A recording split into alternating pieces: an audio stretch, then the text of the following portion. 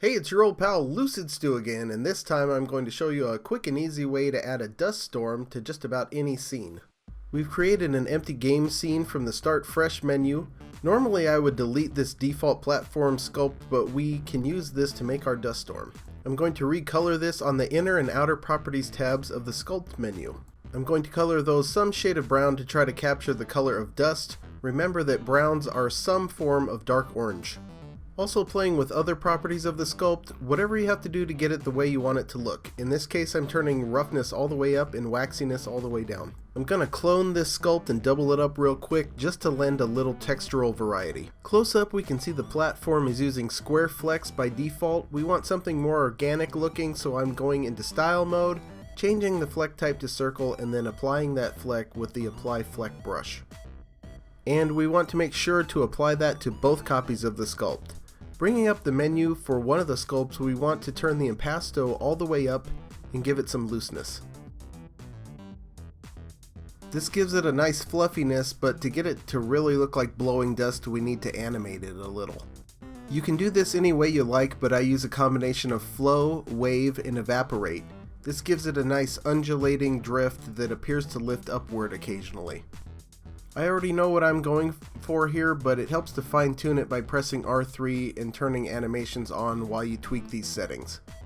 Once you're done with that one, change the color and animation of the second slightly to give the overall effect some variety.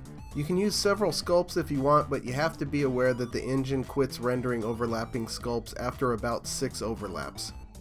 I want to add some finer particles, so I'm going to add an effect I like that's called Wind and Leaves by Dijmoden. With animation still running, I'm going to rotate that effect so the direction of the leaves is roughly the same direction that our sculpt animations are flowing. Since these were originally meant to be leaves, we need to recolor them from green to roughly brown. Scope into the group and bring up the menu of one of the leaf particles. Change the color to brown. I leave these large, but since this effect is centered on camera, you can make them small if you like. Find the other discolored leaves in the group and repeat the process until all your leaves have become dust particles. And here's what it looks like in action. The nice thing about this effect is that it's portable to just about any landscape. Here I'm going to add Dream's element Desert Mountains by Barres to the scene. With a little tweaking, the two fit together nicely and complement each other. In motion, the swirling dust provides a sensual contrast to the ragged peaks.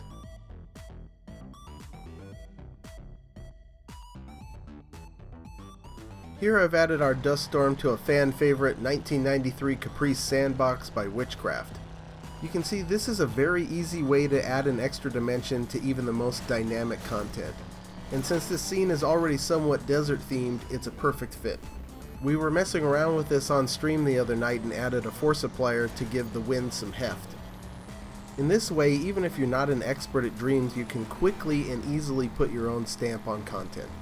I have another sculpting technique video coming soon. Keep an eye out and I'll see you next time.